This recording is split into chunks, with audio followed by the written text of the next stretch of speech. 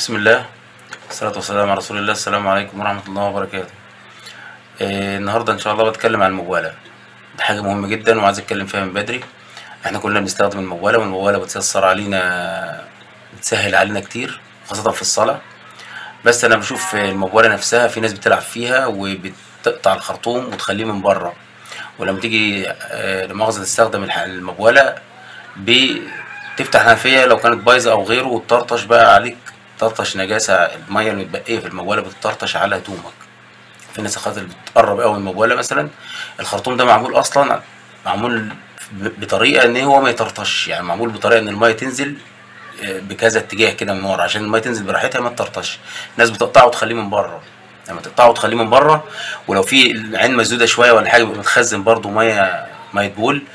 ولو مش موجودة مثلا وانت بتستخدم الموبالة ممكن تطرطش كمان وانت فاتح المية عليك، تطرطش على هدومك. طبعا معروف ان النجاسة او ماء البول على الثياب بينجس الثياب، وكده انت دخلت في شبهات، هل انا مثلا البول متنجس ولا مش متنجس. فانا بتكلم في الموبالة النقطة دي، نقطة ان محدش يقطع الخرطوم اللي هو على الموبالة. كل الناس بتعمل كده، تقطع الخرطوم اللي من فوق وتخليه من بره، وهو كده من بره يعني هيطرطش علينا، هيطرطش علينا ميه لانه بينزل بدفعه كانك فاتح حنفيه، والحنفيه لما بتفتحها بتطرطش طبيعي يعني. فهو بينزل يطرطش بقى الميه النجسه، مع نخش في شبهات. طب احنا ليه؟ يعني انا يعني بنصح الناس كلها، يا ريت محدش يقطع خرطوم الموبايل ده خالص. ده مش ده موجود في كل حته، كل حته تلاقي كده. ده غير اللي بيرمي مناديل وبعد ما يخلص سيجاره ويروح راميها في الموبايله. طب ليه يعني؟ ليه يعني؟ دي حاجه بتسهل علينا ان احنا نيسر امورنا. احنا ليه نفسيتها نقطع الخرطوم وخليه. هو الخرطوم معمول بالطريقه دي، لو كل واحد فكر هيعرف ان هو معمول بسلاسه عشان ما تنزل بسلاسه من جوه كده. فلما تنزل بسلاسه انت بتقدر تاخدها بالراحه من غير ما تطرطش ولا تعمل اي حاجه. لكن لما نقطعه ونخليه من بره، او نفضل نلعب فيه لحد ما نبوظه ونخليه من بره، اول ما تفتح الحنفيه يروح نازل. تقعد بقى انت، المفروض ان انت تغسل، لان كده صلاتك بقى فيها شبهه، هل هي اتقبلت ولا ما اتقبلتش. طبعا اللي مش عارف ده خلاص، لكن انا بتكلم في حته ان احنا عارفين ان البول بينجس الثياب، ان البول لو جه على الثياب ينجسه، ولازم تغسله كويس. مش لازم اغسل ثياب بس، لازم اغسل المكان كويس، لان لو فضل على الثياب وانا عارف كده في مشكله، كده يبقى انا صلاتي باطله، انا بتعب نفسي واروح اتوضى لا. انا بتكلم في حته موضوع من نقطه الخرطوم اللي بيتقطع وتخليه من بره.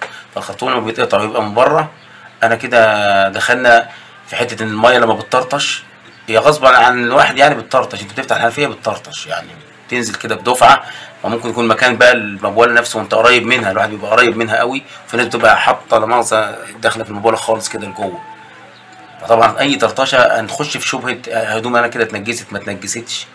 فانا يعني بنصح نفسي واياكم، يا ريت كل واحد فينا ما يعني يحاول يخلي الحاجه هي معموله كده، يعني الموبايله معموله بالطريقه دي عشان ما تطرطش وتفسد الملابس بتاعتنا وتفسد الثياب اللي احنا بنصلي فيها. فيا ريت يا جماعه اللي بيستخدم الموبايله يا ريت يحافظ عليها. هي الحمد لله يعني كان في مشاكل، كان في خلاف زمان، هل الموبايله ينفع تستخدمها وتتبول من توقف ولا لا. والحمد لله يعني العلماء والافتاء وكله افتى عادي انك تتبول وانت واقف عادي. المشكله مش في التبول وانت واقف، المشكله احنا عارفين بقى ان البول ماء بينجس الثياب، ولو نجس الثياب ما ينفعش تصلي في الثياب ده. يعني لو نجس الثياب وانا عارف ان ميه طرطشت عليا وانا واقف، ميه بول طرطشت على هدومي، فانا كده هقعد بقى امسح عليها. بيقول لك المسح مش ينفعش مسح، لازم تنضفها كويس، يعني لازم تغمرها بالميه. مش هينفع اغسل بس برضه لازم تغمرها كويس بالميه. طبعا احنا ما ندخلش نفسنا الحوار ده. هي الموبايله يا جماعه نسيبها زي ما هي، الموبايله نسيبها زي ما هي بخرطومها محطوط من ورا كده نازل عشان يعني، وفيها كام خروم من تحت عشان الميه تبقى نازله سلسه خالص بطيئه، ما تطرطش البول عليك. انا بستغرب ان اغلب المباول شفتها في كل مكان والله، يعني طبيعه الشغل بتنقل كتير، يعني الموبايل كلها متقطعه ومحطوطه الخرطوم من بره. طب ازاي يعني؟